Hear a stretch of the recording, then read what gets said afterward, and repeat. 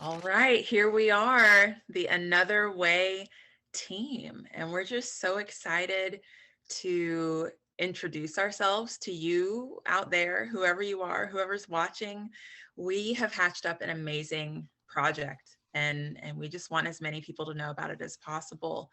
We're starting an online course for folks who are interested in learning more about self-directed education. So a course for visionary educators seeking to learn to liberate children, um, to learn naturally. So here we are. I'm with Sunjata with Cassidy Youngins and Ken Danford, who are really some of my own heroes. And we all found our way to the world of self-directed education in different ways. And we wanted to just share a little bit about our background and what brought us together on this project. So first I'm going to ask Ken just to share a little bit about how the idea for Another Way came to be, and yeah, how did we all find each other? Well, thanks, Laura. This is really a lot of fun. A very exciting prospect that we have going here. So, as you know, as some people, anybody near me knows, I love talking about self-directed learning, self-directed education, North Star, and liberated learners. I'll talk to anybody, anytime, as long as they want to listen. And usually I do my talks one family at a time, welcoming new teens and parents and people to North Star. At times, I've done a lot of consulting individually through liberated learners, discussing the project and how people might start their own centers. And recently, in the past couple of years, we've changed those introductory conversations to group webinars that are free every month. But still, it's really a lot of fun for me to meet the people, but it's relatively superficial. It's an hour of my presenting our approach. And so I was chatting really first with Cassidy and with my friend Blake Bowles, um, who had invited me to a group of his young pros in the field of self-directed education, about finding something more enriching, more long-term, more serious about mentoring people in the field. And how about creating a group for a lot of reasons? Um, Principally, if I did it with other people, people would get more perspectives than just mine. They wouldn't have to listen to me rant on about North Star and liberated learners, because there's other models like ALCs and Siberians and there's a whole world out there to talk about that. I sometimes get to and sometimes don't. And just different personalities and different experiences matter, right? And so it seemed like, what if we had a team of people sharing their experiences and what brought them to the field and what makes them most excited, as well as having a group to compare notes, to reflect, to ask questions of each other, to hear each other's reactions, to read the various books, and articles, to watch podcasts, to get each other's feedback together. Wouldn't that be way better than just one person at a time? And so, as we thought about going forward, we decided, well, let's get a real team, a fresh team, one that has bigger reach and different life experiences than just our own. And in talking, I have known you for a while, Laura, but thinking about other people in the world, we ended up reaching out and recruiting some people, and ended up with the four of us as the team to lead this course. Super exciting, and I can't wait to start March 17th. Same here. We each have different experiences with leading centers that were self-directed in different capacities. But when we began those journeys, well, it wasn't easy for me. And I just know that we each really could have benefited from a program like this. So Cassidy, tell us, what was your on-ramp to the world of self-directed education? What happened in your life that originally led you to seek out another way of learning with children personally?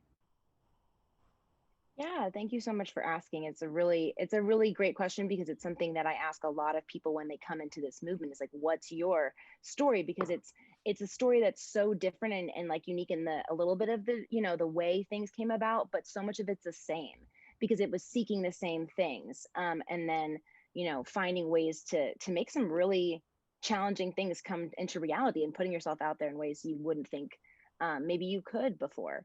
Because, it's like you're running a business and all sorts of crazy stuff if you're starting a learning community often, or you're a nonprofit. Anyway, that to the side, I always wanted to be a teacher. And so I went to school, did all the typical stuff, went to 4 years of college, became a teacher. Like I think a lot of us, probably all of us on this call, did something similar to that. And just started feeling really disillusioned as I, continued to work in the actual system. You would go in very idealistic, like I'm going to be that teacher, that safe space, that room before school, like, before the classes, start, that you can come hang out in, and after school, and that you can talk about your feelings with, and that you can feel safe with.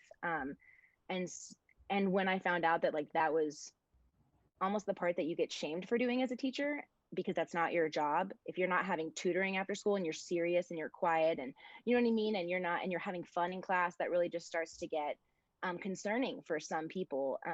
And it started to dull my sparkle. As someone who, this had been my life journey, I identified myself as a teacher very early on. I was lining up my Barbies and I'm like, you're going to learn today. Listen, this is going to happen. Here's your worksheet. And so when it came to being in the system and seeing like, oh my gosh, everything that I hoped that I could do, I can do so little of it. And every time I do even a little, it's like, oh, squash you back down. You know what I mean?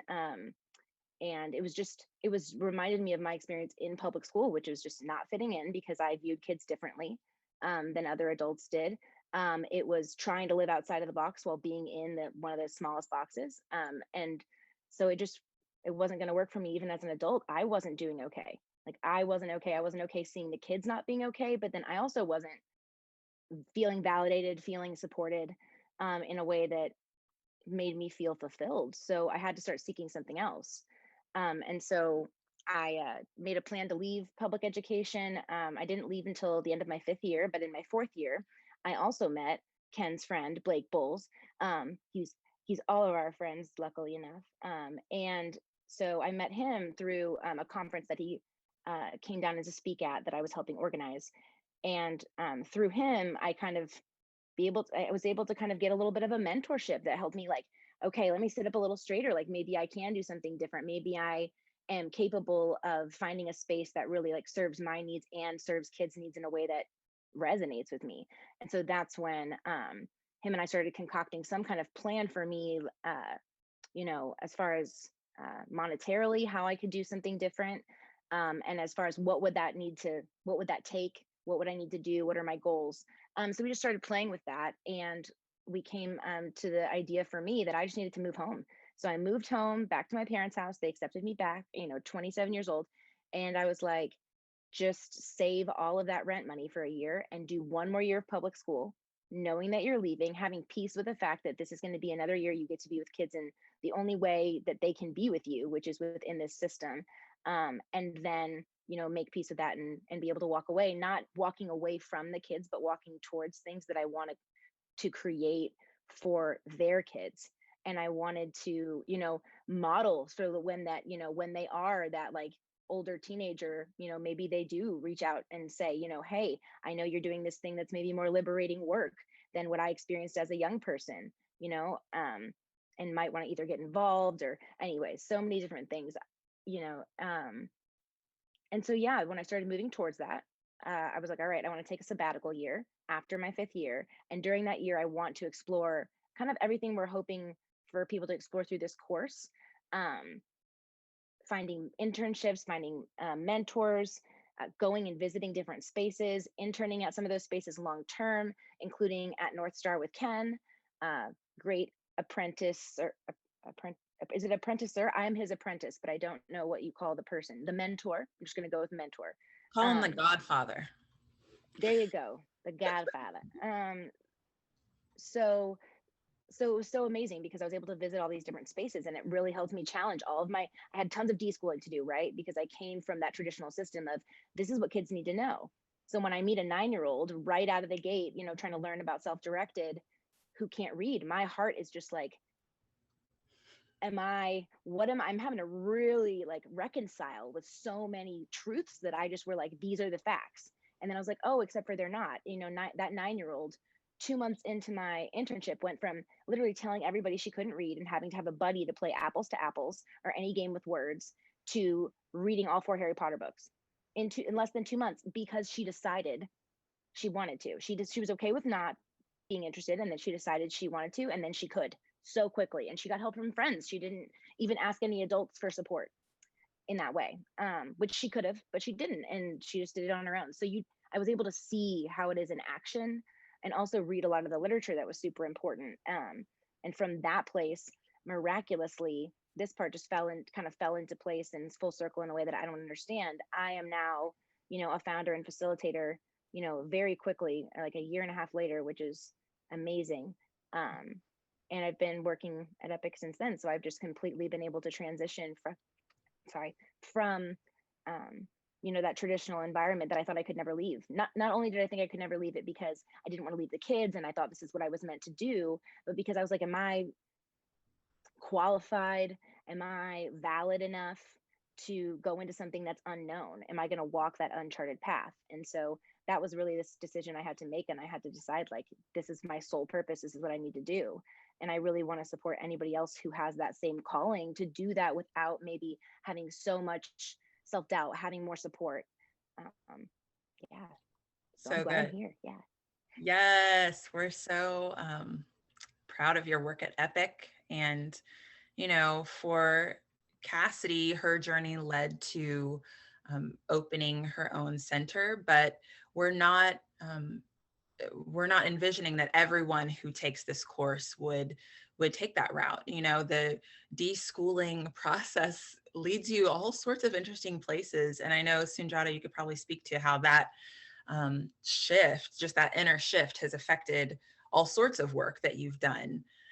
It's become sort of a life shift and not just an education shift. But in the beginning, way back when we started our journeys, it wasn't nearly as long ago as when Ken started his. But anyway, when we started ours, there weren't these kind of resources. Like, there was nothing. Like, Sunjata called me after my TED talk happened in 2014, and he was like, I haven't met anyone else saying these things who looks like me. Who are you? But that's what it was like. Just these phone calls to strangers far away. That was what my journey was like. So, Sunjata, what would it have been like for you to have mentors along the way during your deschooling journey? Oh my goodness. It would have been amazing. And listening to Cassidy tell her story on how she ended up where she ended up, I think about the biggest thing that would have been different for me is if I had mentors. I think I would have gotten to the destination of starting a program, which is something I chose to do as well, a lot sooner, because I became upset and intolerant of what I was experiencing when I was teaching in public schools very early on. And I would say it was probably around 2009 when I was literally like 2 years into teaching, and I began looking for alternatives. I began looking for another way, and I just started Googling various terms. And it kind of got on this journey of learning about, initially it was charter schools, thinking that might be the vehicle for me to facilitate education in a way that I felt like every child could be honored, and show up as they were and be honored for their innate skills and abilities. Like I felt this disconnect between, so many children who were talented and gifted in ways that weren't valid within the current school system, but I still saw them as talented and gifted. And I was looking for a way to kind of bridge that divide so they didn't grow up with these feelings of inadequacy because they didn't, their talents and skills didn't like manifest and towards good grades and accolades in that environment. So I recognized that early on, and I started just looking, and I found online mentors in terms of articles, and there were books and things, but in terms of having a real person, that was like there wasn't anything out there that I could put my hands on at the time. And like you said, I stumbled upon your TED Talk because you had your program Freedom to Grow. I found your website, and I just kind of learned so much from you, Laura. So thank you for blazing the trail. And I learned about Ken during that process as well. I learned about the Liberated Learners and, North Star program. But what I think will happen, so 2009, where I'm going with this is between 2009 and 2015, when I actually started the process of starting up my program, what's that, a 6 year gap? So I feel like if I would have had mentors, I would have gotten there a lot faster, to answer your question. Absolutely. So many speed bumps along the way in all of our journeys. But it all led us to here, to this moment, ready to offer our gifts and knowledge and experience to the community for a small fee. So I would love to hear from you guys. This is just like a lightning round of questioning. What are you most excited about for this course? And I will start by saying I'm excited to hear the dreams of our participants. What's the lay of the land where they are, and what do they see that their community is lacking, and how might they be able to um, fill a void in their family, in their community, in their school. I just love connecting with other people. So I'm really excited to put actual faces in these little squares next to us and to get to know people. Ken, do you want to go next? I'm happy to go next. I am certainly, definitely most excited to hear you guys answer all the questions and share the perspectives. I know how I answer all the questions. I've heard myself talk too many times. I'm really interested to hear your perspectives when we're questioned and when we're challenged and when people are confused. And I'm just going to sit there and listen to you people talk. I can't wait. All right, Cassidy, what about you? Well, the other really passionate, work within this that I have, aside from creating a learning community, is just liberating educators. Because like I said, I was also not all right. The kids aren't all right, and sometimes the educators are not all right. And not only are they not all right, but they're seeking something different, and they don't know how to get to it. And I'm just so excited to be able to send to some of my, friends and people that have been reaching out to me from the public system, that have been saying, I don't know what to do, but I can't do what you're doing because of XYZ, or because I don't have, or I don't have the time to personally support them in a way, without support from, some kind of team. So I'm so excited to have, people like where I was, or where so many of us were before being able to really ground into this movement, get there, and then feel like they can fully show up in their whole selves for kids in the way that they feel, really good about. I'm so excited. Dada? Similar to what Cassidy just said, like I'm really excited about, just the impact in terms of being able to empower and maybe help those who may be on the fence of really diving into alternatives and learning about, other ways to facilitate and create learning environments for young people that honor young people and that aren't oppressive for themselves and for the young people, whether it be a parent who's homeschooling or someone who's working within the current conventional education system, but that wants to kind of add some more, child-centered, systems to their regular classroom, or whether it be someone who wants to start a program like all of us endeavored to do at one point. I'm just really excited about being there to be that bridge where, again, you can find, someone like me who was in the classroom that after school every day was looking and reading about alternatives and getting excited to know that we can potentially be a resource for those individuals, to empower them to know that there is there are options, there are other ways that you can be when you start to feel that tension that all of us felt at one point. So I'm excited about meeting those folks. I'm excited about mentoring those folks and answering their questions and hopefully just empowering them, because I'm really excited about more and more children getting access to people like us so that they can grow up outside of the constraints and the all those negative things that unfortunately we kind of just feel it innately within the conventional system. So excited about being a resource for all those things for the adults as well as the children the children who will be impacted by those adults to bring it home. That's it. That's it. So if anything that we have said has created that little spark inside you and it's resonating with you, then you should run, don't walk, to learninganotherway.com. Our application is live right now, and we'll be accepting applications through March 5th.